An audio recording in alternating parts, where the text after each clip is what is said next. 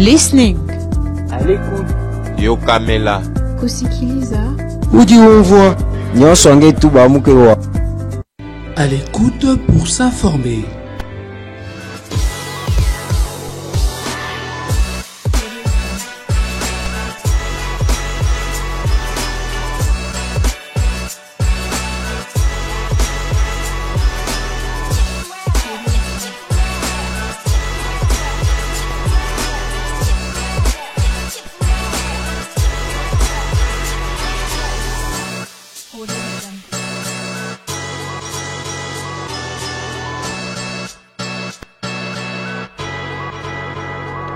À l'écoute pour s'informer.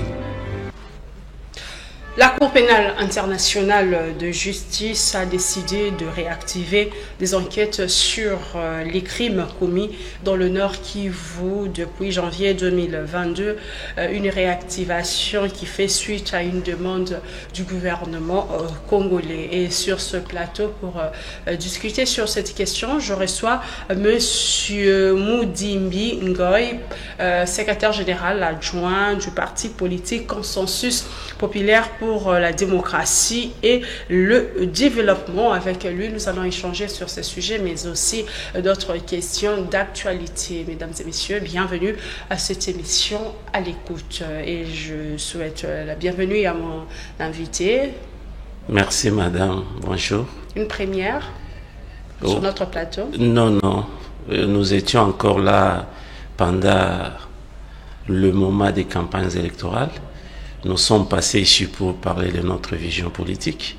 Sur le plateau, à l'écoute, c'est une première, et à la chaîne... Oui, avec vous, c'est la première fois. Ouais. Comment se porte votre formation politique? Bon, notre formation politique a comme autorité morale, c'est M. Denis Chibombi Leta, et il est technocrate, ancien agent de la Banque mondiale, acteur politique. Et notre parti politique se porte à merveille parce que à peine nous venons de Lubumbashi pour implanter, et nous sommes déjà sur terrain, nous sommes en train de travailler, le parti se porte bien. C'est depuis quelle année que le parti existe? Notre parti politique, c'est un jeune parti politique, on n'a que 2 ans. C'est un parti politique qui a été créé une année avant les élections. Mais nous appartenons aussi dans un regroupement politique qui s'intitule Action des Alliés pour l'essor du Congo de Didier Mbouyi Mundela. Donc vous êtes de l'Union Sacrée? Nous faisons partie de l'Union Sacrée. Ouais. Monsieur Célestin Moudimbi, bienvenue à vous. Et comme je l'ai annoncé tout au début de cette émission, la Cour pénale internationale de justice a réactivé des enquêtes sur les crimes commis au Nord Kivu depuis janvier 2022. Quelle est votre réaction par rapport à cette décision du procureur de la Cour pénale internationale? Tout d'abord, madame, la première chose à savoir est la raison d'être de cette Cour.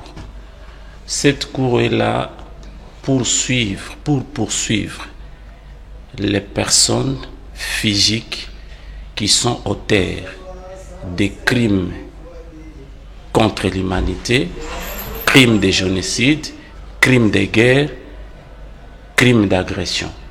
Et quand vous regardez ce qui se passe dans notre pays, il y a au moins des décennies, plus de 2 décennies, il y a beaucoup de crimes de guerre qui se sont perpétrés dans notre pays. C'est la raison pour laquelle le gouvernement congolais, parce que la saisine de la Cour pénale internationale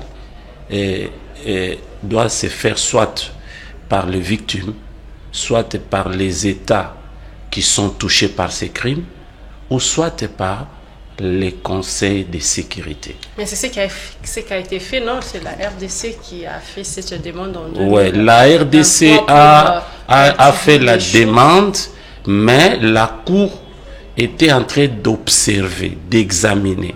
Dès lors qu'ils ont réactivé, c'est-à-dire qu'ils ont déjà des indices qui prouvent noir sur blanc qu'il y a des crimes de la compétence de la Cour pénal international. C'est une bonne chose. Vous pensez que si aujourd'hui il y a l'ouverture du procès, cette situation va notamment mettre fin à l'insécurité à l'Est? Oui, le rôle de la justice, c'est pour rétablir la paix sociale. Et la Cour pénale internationale, c'est une institution qui a été mise en place par la communauté internationale. Si on ne poursuit pas les coupables qui commettent des actes d'atrocité en République démocratique du Congo, il y aura encore d'autres délinquants qui vont perpétrer les mêmes actes. Alors, la Cour joue aussi le rôle de dissuader, il faut faire paix. Parce que, en fait, je vais parler de quelque chose. La Cour a des dimensions. Pour que la Cour puisse poursuivre, il y a des dimensions. Il y a la dimension juridique et la dimension politique. Comme aujourd'hui, nous avons le processus de Luanda qui est en cours. Et quand vous constatez, il y a blocage, madame. Il y a blocage. Et il y a des États de puissance qui font partie du système international qui sont en train de faire pression aux pays agresseurs pour qu'ils puissent cesser à soutenir les groupes armés dans notre pays.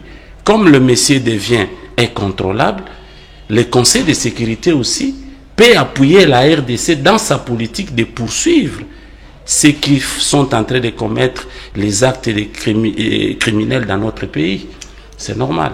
Mais pourquoi décider d'aller à la Cour pénale internationale au niveau local? La RDC n'est pas incapable de juger, d'arbitraquer toutes ces personnes. Qu'est-ce qui... Non, pourquoi, bon, bien sûr qu'on a ratifié, la RDC membre a ratifié pour la CPI, mais est-ce qu'il fallait à tout prix aller là-bas? Pourquoi d'abord? Qu'est-ce qui pouvait motiver le gouvernement congolais à vouloir réactiver les dossiers de la RDC au niveau de la CPI? Dans le système de fonctionnement de la Cour pénale internationale, il y a d'abord les États signataires du statut de Rome. Quelqu'un peut commettre un crime en RDC et il se trouve dans un autre pays étranger. Et s'il s'avère que la personne qui a commis des crimes en RDC se trouve dans l'un des pays qui est signataire du statut de Rome, parce que la Cour a une compétence universelle. Donc, il peut mettre un mandat d'arrêt international et on peut mettre la main à n'importe qui et n'importe où. C'est ça la raison d'être de la Cour pénale internationale. Parce que le Congo peut envisager de poursuivre quelqu'un. Mais cette personne-là se trouve dans un pays tierce. Et comment est-ce qu'on peut atteindre cette personne-là?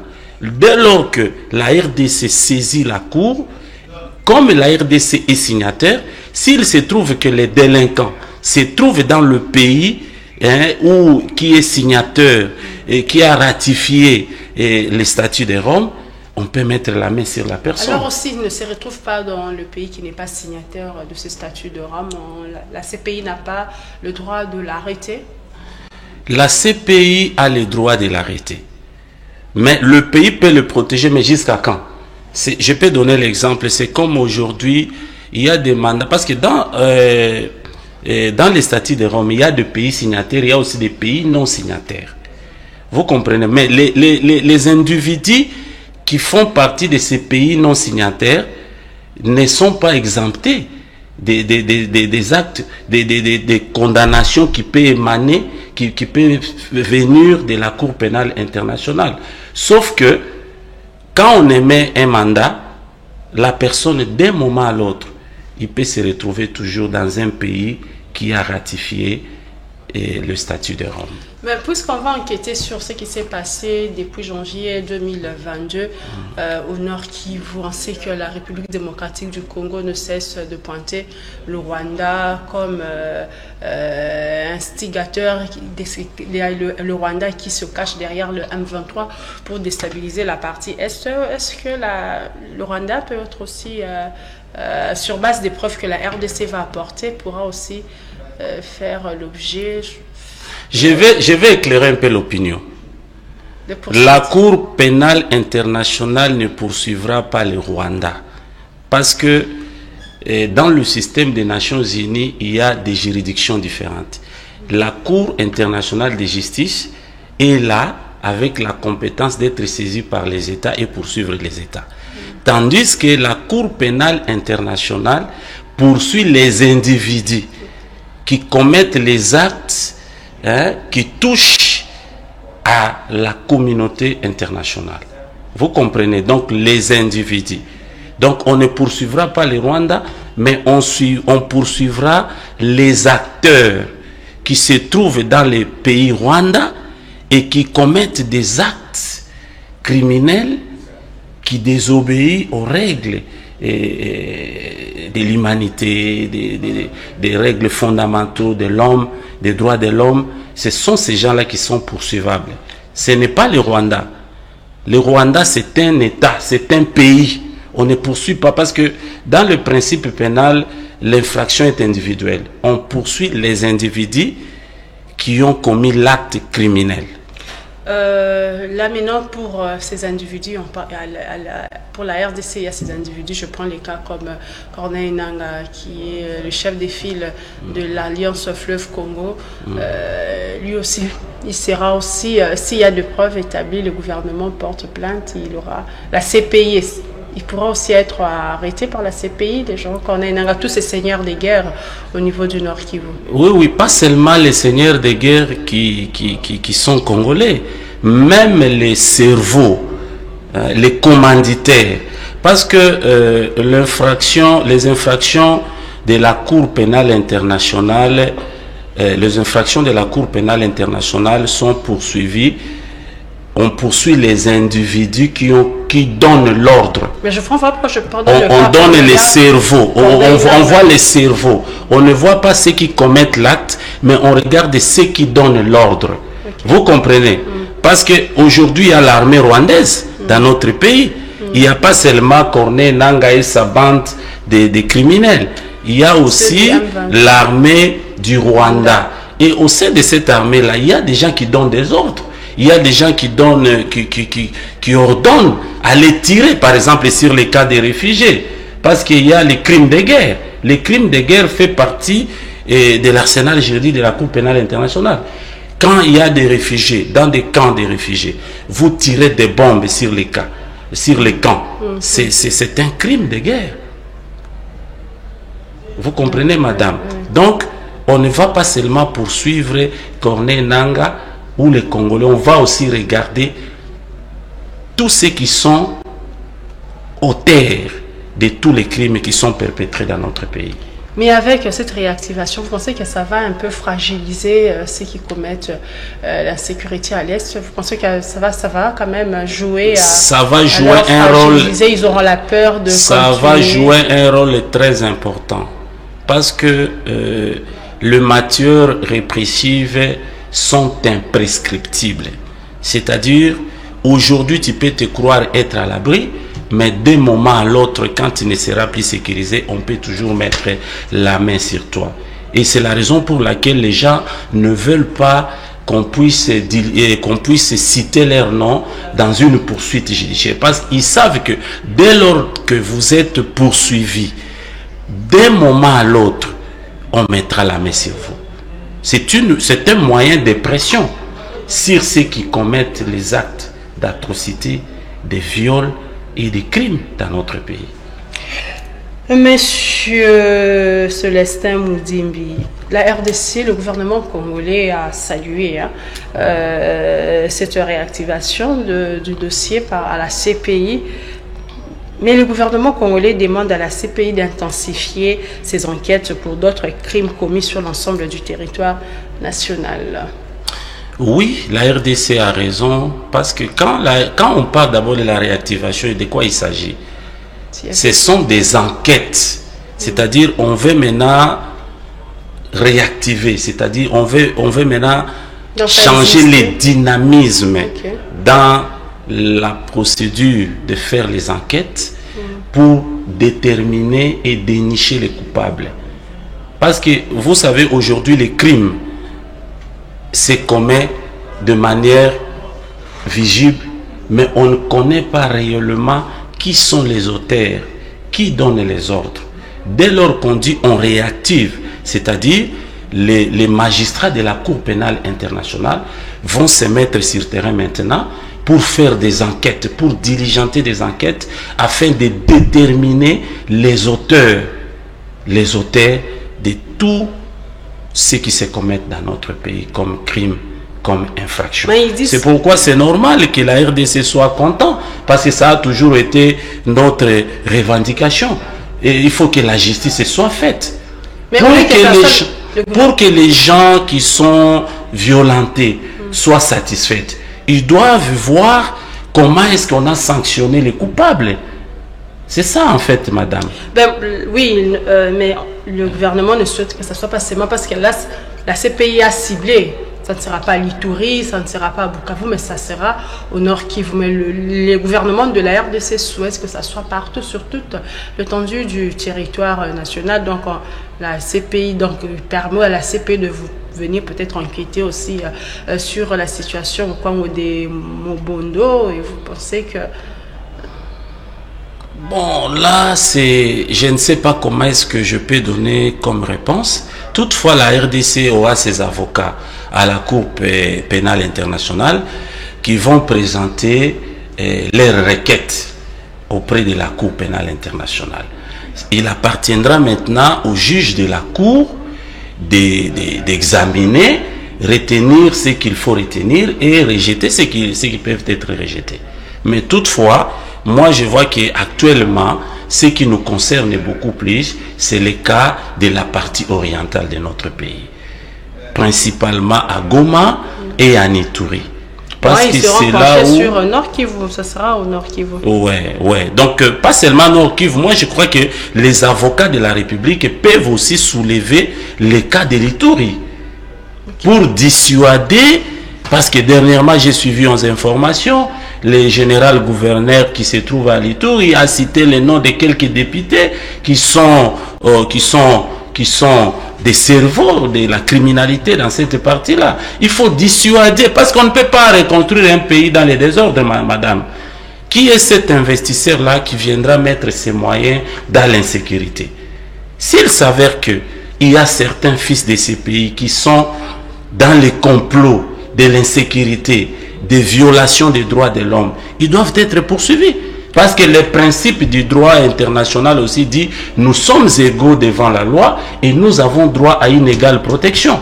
C'est ça, il n'y a pas une partie des Congolais qui sont exemptés de la loi et les autres qui doivent être des victimes. Nous devons être au même diapason. Je crois que la démarche que le gouvernement doit faire quand il va mandater ses avocats là-bas, c'est de leur donner le moyen ainsi que les arguments pour qu'ils puissent prévaloir cela auprès de la Cour, pour que la Cour puisse tenir compte de tous les cas au sein de la République. Et sinon, demain, il y aura encore d'autres rebelles qui vont naître, si on ne dissuade pas ces gens.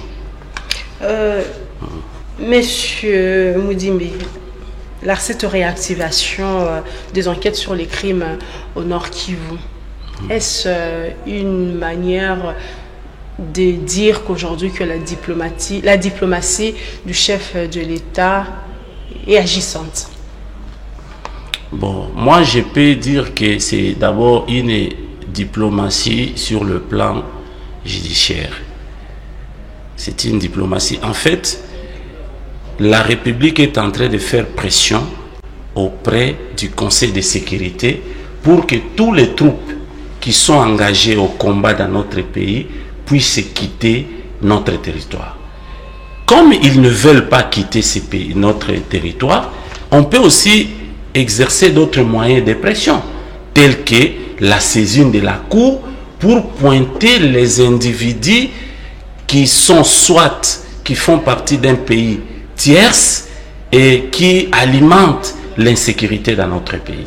Donc, voilà pourquoi on dit que le chef de l'État, je vous repose encore la question, a réussi, parce qu'il y a des Congolais, certaines personnes qui disent que le chef de l'État, bon, il y a eu trop de sorties, mais on n'a pas senti les retours de ces sorties diplomatiques. Mais au regard de cette décision de la CPI, est-ce diplomatiquement la RDC a réussi à faire pression et ce sont les résultats qui découlent, notamment la réactivation des enquêtes?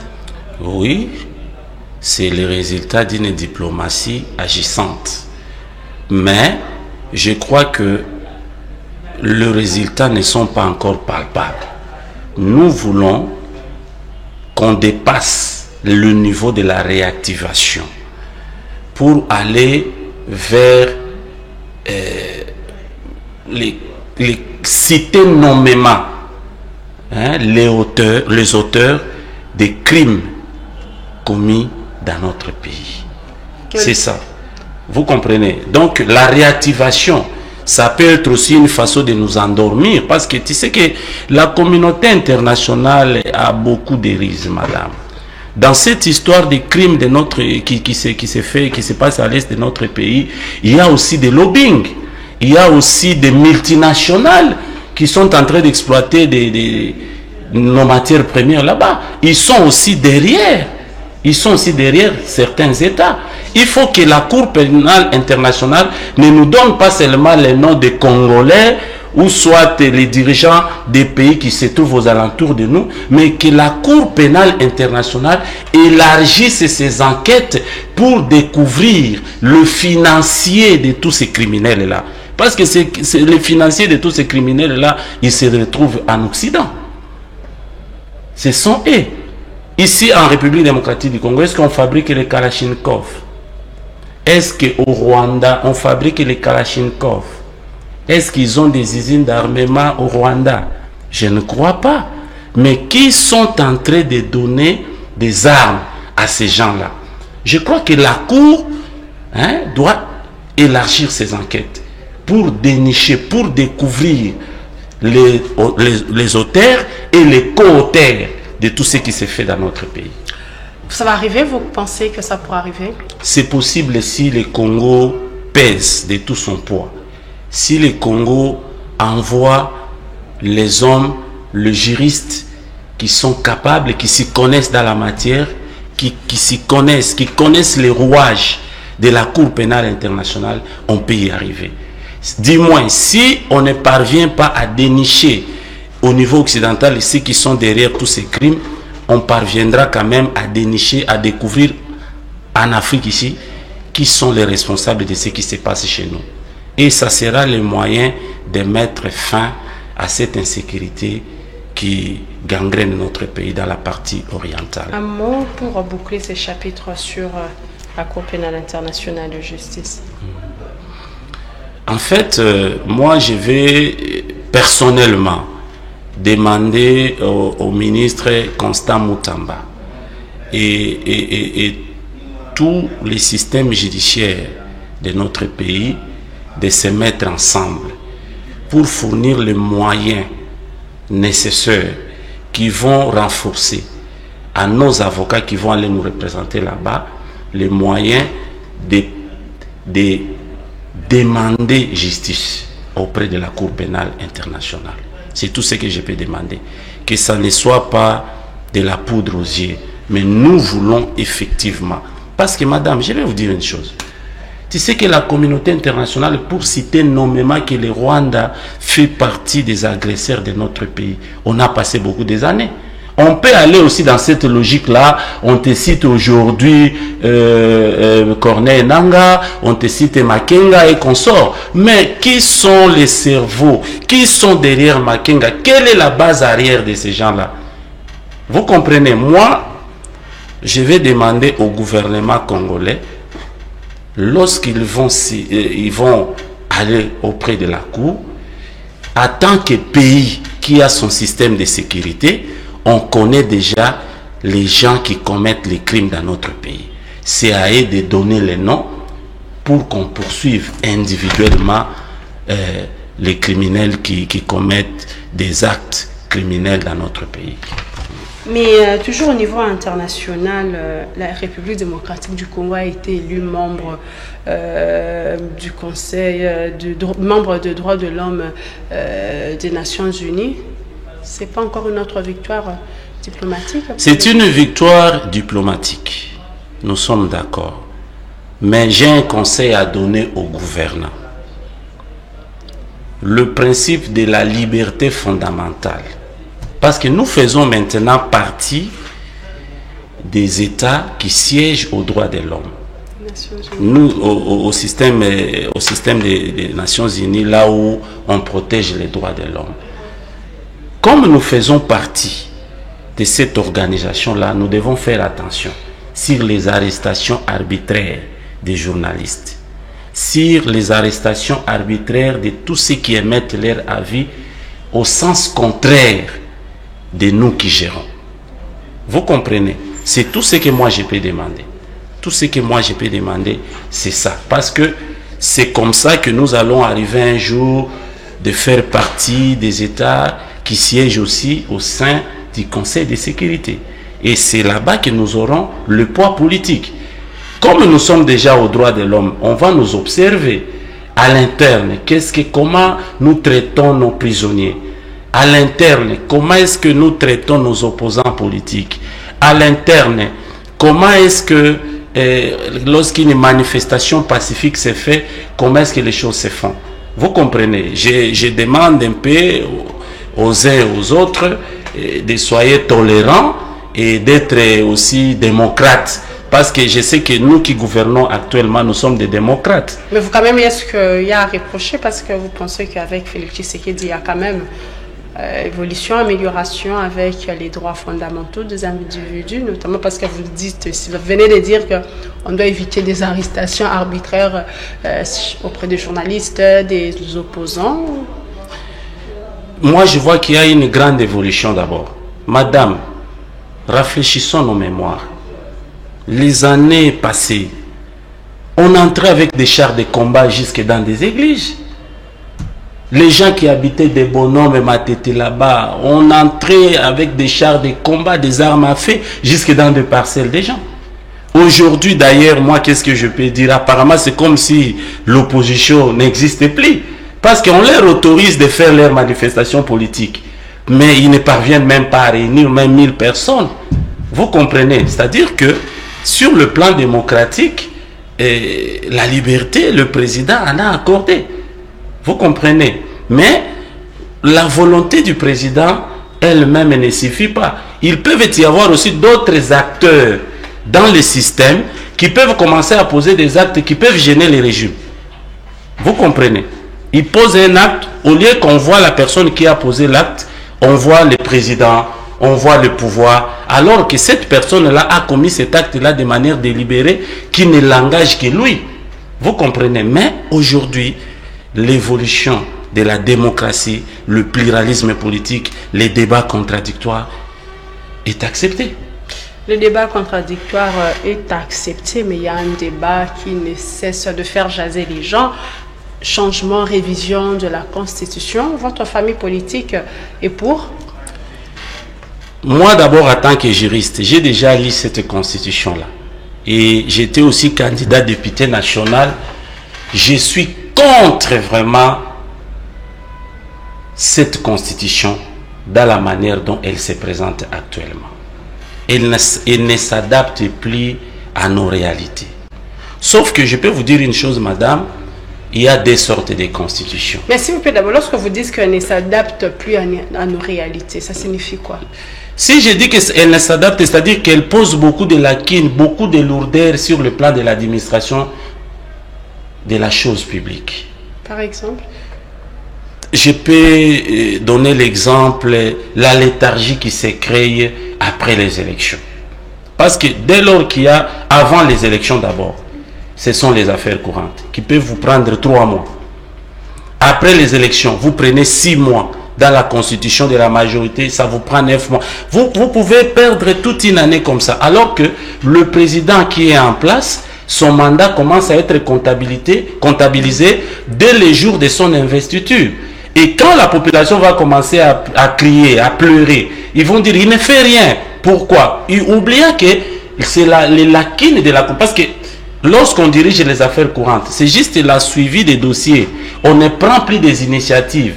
On ne prend plus de décisions, par exemple, qui peuvent débloquer des grosses sommes d'argent pour résoudre un problème sur terrain. Vous comprenez? Donc, c'est déjà un problème.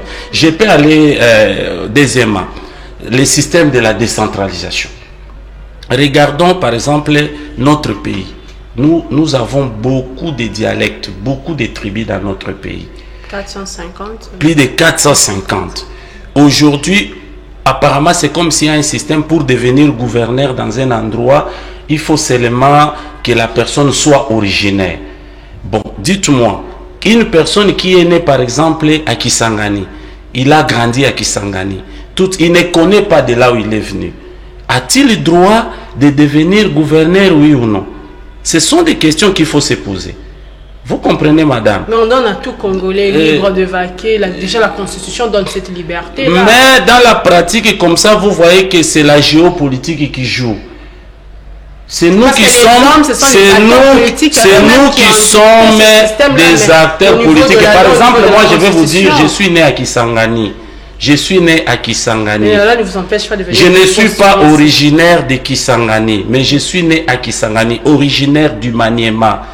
Maintenant, j'ai eu à vivre. Le gouverneur Salou Mohamed Mundata Malundanga, il n'était pas originaire du Haut-Zaïre. Et le gouverneur Sampa Sakaweta Milombe, il était originaire du Katanga. Et le gouverneur Samba Kaputu, ils étaient des originaires du Katanga. Mais quand vous regardez la manière dont ils ont gouverné ces villes-là, c'est par rapport à certains originaires aujourd'hui. Vous voyez que ce n'est pas question d'originaire, mais bien nous avons besoin de compétences. Les gens qui connaissent les vrais problèmes de cette communauté-là et qui sont capables d'y amener des solutions idoines. Alors, sur cette question-là, vous pensez que les originaires des provinces qui sont élus membres de provinces dirigent mal, que les non-originaires? Je ne dis pas qu'ils dirigent mal. Il y a ceux qui dirigent bien, il y a aussi ceux qui dirigent mal. S'il y a ceux qui dirigent bien, moi, mon problème à moi, ce n'est pas question de choisir originaire ou non. Moi, je cherche la compétence, sans tenir compte de l'origine. Parce que nous sommes une nation, madame. Il ne faut pas oublier que nous sommes une nation. Nous sommes un État. Nous ne sommes pas des tribus, nous sommes un État. Et quand on voit l'État, on voit la constitution de 3 éléments. Un territoire, un peuple et un gouvernement. Nous sommes un peuple, nous ne sommes pas des régions. Mais vous comprenez? Moi, maintenant, ça gêne. Il y a certaines compétences qui peuvent aider la province et vous bloquez les choses parce que la personne n'est pas originaire de cette province. Mais déjà, la loi n'interdit pas qu'un originaire peut aller postuler ailleurs. Déjà, la Constitution ne l'interdit pas. Mais est-ce que vous étiez à un moment le chef de l'État qui s'était exprimé sur cette question? Nous disons... Qui souhaitait, lui, peut-être aussi, il faudrait réviser, peut-être nommer, commencer à voir que le chef de l'État lui-même commençait à nommer les gouverneurs. Quand nous regardons les usages, madame, c'est tout autre chose. Mais est-ce que sur le 26 provinces, tu es à mesure de me donner un seul gouverneur qui a postulé de l'autre province qui gouverne une province? Non, ils le font. Ils ne les font pas. La loi ne les a pas interdits que si ils le font, sauf qu'ils sont gênés. Il y a des forces occultes qui s'élèvent contre les gens à tel point que les personnes parviennent à abdiquer d'elles-mêmes. Les forces occultes, vous comprenez? J'ai dit des choses qui se passent en bas, en catimini. En catimini, les choses qui se font en catimini pour gêner celui qui veut postuler, par exemple, dans une province où il n'est pas natif. C'est ça le problème, madame. Alors nous devons, comme nous parlons de la Constitution, je disais une chose. Moi, je trouve que, au lieu que, aujourd'hui, il y a certaines classes politiques qui parlent du dialogue. Moi, je ne suis pas pour le dialogue. Je ne suis pas pour le dialogue. Pourquoi? Il faut élargir l'assiette. Au lieu du dialogue, moi, je souhaiterais même qu'il y ait consultation. Mais par rapport regardez, par exemple, la question de la Constitution ici, c'est une question qui touche les nerfs de la République. Vous comprenez? Ça ne peut pas se limiter seulement à la classe politique, parce que nous savons la manière dont cette classe politique se comporte. Quand le président Mobutu voulait changer le système politique de la République, il avait fait la consultation nationale. Il a atteint toutes les couches sociales. Il a atteint la corporation des étudiants, la corporation des pêcheurs, la corporation des commerçants, la corporation... Donc, il a touché toutes les couches. Et de toutes les couches doit sortir des mémorandums. Je crois que ce sont ces mémorandums-là qui peuvent donner une idée générale pour savoir qui sont pour la modification ou la révision et qui ne sont pas pour. Moi, je suis pour la... Le référendum vient après. Vous ne pouvez pas faire les référendums, c'est quoi? C'est une élection. Le référendum, c'est le souverain qui décide sur la population. J'ai dit ceci. Vous voulez qu'il y ait des représentants, c'est la population elle-même qui décide, le peuple lui-même souverain qui décide. Il faut d'abord aller créer des consultations. Vous comprenez, madame. Parler au nom évitons les sujets qui fâchent. Le problème, c'est quoi? Dans toute loi, il y a ce qu'on appelle la ratio legis, la raison d'être d'une loi. Quand vous regardez la mise en place de cette constitution-là, c'est le fruit de la division qui caractérisait notre pays pendant un moment. Les pays étaient divisés, je crois, en 3 ou 4 parties. Vous comprenez? La raison d'être. Si vous partez dans l'article 220, on a parlé le pluralisme politique, le mandat du chef de l'État. Donc, c'est-à-dire on a verrouillé. Pour moi, je suis pour la modification de la Constitution. Toutefois, je ne veux pas qu'on touche les dispositions intangibles, telles que l'article 220.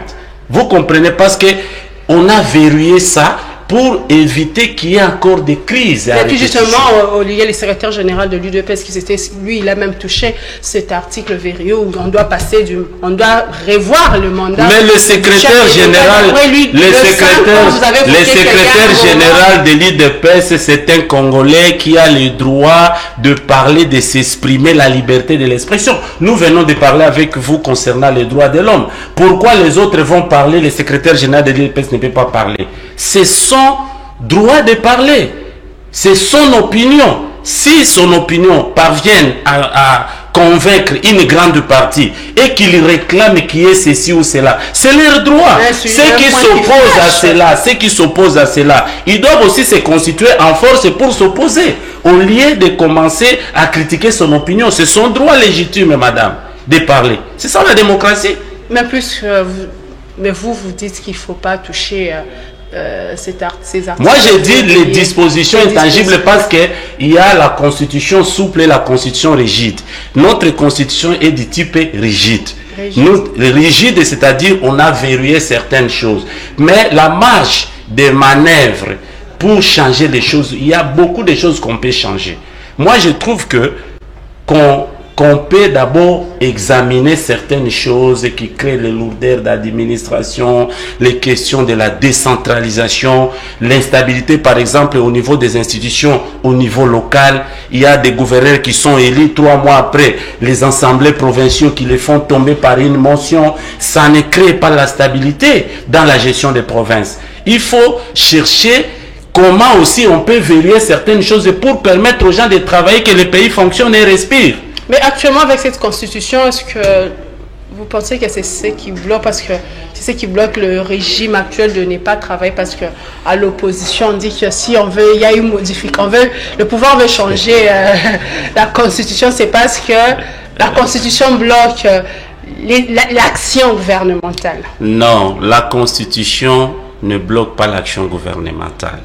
Et moi d'ailleurs, à ma petite connaissance, j'ai suivi le porte-parole du gouvernement, Patrick Mouyaya, qui avait dit oh, ce n'est pas à l'ordre du jour. Mais à l'opposition, toutefois, écoute-moi, ce n'est pas à l'ordre du jour. Toutefois, IDPS en tant que parti politique, ou soit ses alliés, ils ont le droit de demander ce qu'ils peuvent demander. Est-ce qu'ils n'ont pas droit, en tant que Congolais, de demander? Donc la Constitution ne bloque à rien l'action... Mais la Constitution ne bloque à rien, mais la Constitution a des lacunes qui ne parviennent... Je vais parler... Madame, j'aimerais qu'on fixe une émission spéciale où on va discuter de ça. Il y a beaucoup de choses dans cette Constitution-là. Ça, je vous assure. Non, par exemple, même notre système judiciaire, quand vous regardez la manière dont elle fonctionne, il y a des choses à revoir. Par exemple, vous comprenez? Il y a par exemple, aujourd'hui, et par exemple, quand on voit l'inamovibilité du juge qui tranche celle, moi je souhaiterais, si moi vraiment... D'ailleurs, j'avais parlé de ça même quand j'étais à l'université. Moi, je souhaitais qu'on puisse mettre en place une inspection de la magistrature qui sera composée, par exemple, des gens qui viennent du ministère de Justice, des gens qui viennent du Conseil supérieur de la magistrature et quelques personnes qui viennent du barreau national, des juristes qui seront là pour examiner les motivations des juges, par exemple. Vous comprenez? Je peux donner un exemple. En droit, on dit, en cas d'absence du choix d'un régime matrimonial, en cas de divorce, si on veut départager le marié, et la communauté réduite aux acquis et des préférences. Mais vous allez voir un juge qui motive la séparation des biens parce qu'il a bouffé l'argent d'un commerçant et que la femme va se retrouver et l'homme reste comme ça. Et cette motivation, il n'y a personne qui conteste ça. Vous comprenez? Donc, il y a beaucoup de choses à revoir dans notre système judiciaire, dans notre système de la gestion quotidienne de la chose publique. Vous comprenez? C'est ce que moi je souhaite qu'on puisse faire. Qu'on puisse faire au moins une autopsie de la gestion du pays au lieu d'aller dans des choses inutiles.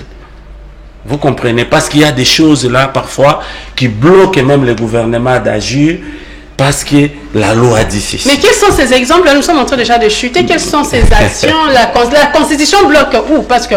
je vous ai déjà donné l'exemple. Au niveau de l'opposition, j'ai senti que ça ne bloque en rien. Pour eux, la Constitution ne bloque rien. C'est le régime qui a échoué, qui veut le régime n'a pas échoué derrière la Constitution pour expliquer son échec. Le régime, d'abord, l'échec, on ne tire pas la conclusion en plein travail ou en pleine séance. C'est comme nous sommes en train de parler. Vous vous soutirez, les gens des réseaux sociaux peuvent seulement prendre un petit mot pour moi que j'ai donné et puis ils disent voilà ce qu'il a dit, sans suivre l'intégralité de notre débat. Vous comprenez? C'est la même chose aussi avec la gouvernance du pays. J'ai parlé de la léthargie qui s'est créée. Vous mais comprenez? ça bloque, vous pensez parler qu'il y a la Constitution bloque des actions du gouvernement. J'ai dit par exemple la léthargie. Oui. La léthargie. 3 mois avant les élections, on est en préparatif. Ce sont les affaires courantes. Pendant les élections, tout est suspendu. Après les élections, il faut constituer la majorité. Ça prend du temps. Et au moment des consultations, ça prend du temps. Vous pouvez passer 8 mois, 9 mois. Et dès lors que le gouvernement est mis en place et les gens commencent à travailler. Vous comprenez? Maintenant, le président, moi, mon problème, c'est quoi? Moi, je trouve d'ailleurs que, selon moi, il faut qu'on change les types de régimes politiques. Les types de régimes politiques, qu'on quitte par exemple les régimes semi-présidentiels, qu'on entre dans les régimes présidentiels. Parce que dans le régime présidentiel, qu'est-ce qui se passe? Par exemple aux États-Unis, quand le président est élu, les jours de son investiture, donc déjà quand il est en attendant l'investiture, il compose son cabinet. Son cabinet, les gens sont ses ministres. Dès lors qu'il entre en fonction, le premier jour, il commence à poser des actes. Et on commence à compter ces 100 premiers jours.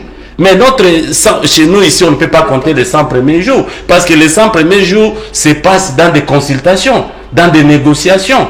Et en même temps, qui en pâtit, c'est la population. Vous comprenez, madame? D'accord, monsieur Célestin Moudimbi, nous sommes arrivés à la fin de notre émission. Les Congolais vous regardent, vous êtes passé à l'émission à l'écoute. Ils veulent écoutez, vous ont sûrement déjà entendu, mais quel est votre dernier mot de la fin par rapport à tout ce qu'on vient de dire? Tout ce que d'abord, je salue mon président, Denis Chivumbi Leta, et tous nos membres du consensus populaire pour la démocratie et le développement. Et la lutte continue toujours. La lutte continue toujours, même si nous ne sommes pas aux affaires, mais nous soutenons les actions des chefs de l'État. C'est tout ce que je peux dire, tout ce que je vais demander aux gens de prendre conscience. Prendre conscience sur la gestion de la chose publique. Parce que les Congolais attendent beaucoup des gouvernants actuels. Et ce n'est pas le moment de juger. Parce qu'il n'y a que c'est la première année du mandat, du deuxième mandat. C'est à la fin du mandat qu'on peut tirer des conclusions. Ce n'est pas encore le moment des conclusions. Il faut attendre la fin du mandat pour tirer des conclusions. Toutefois, je demande à ceux qui gèrent de ne pas attendre la conclusion. Parce que les Congolais ont besoin de manger, les Congolais ont besoin de moyens de transport aérien, les Congolais ont besoin de trains, les Congolais ont besoin de chemins de fer, les Congolais ont besoin des hôpitaux et des écoles. Que Dieu bénisse le Congo, mon pays que j'aime beaucoup. Merci beaucoup, madame. C'est la fin de cette émission. Merci à vous de l'avoir suivi. Je vous retrouve prochainement avec un autre invité. Au revoir. Merci. Listening. À l'écoute. Yokamela. Kusikiliza. Ujiumvwa. Nyonso angetuba amukewa. À l'écoute pour s'informer.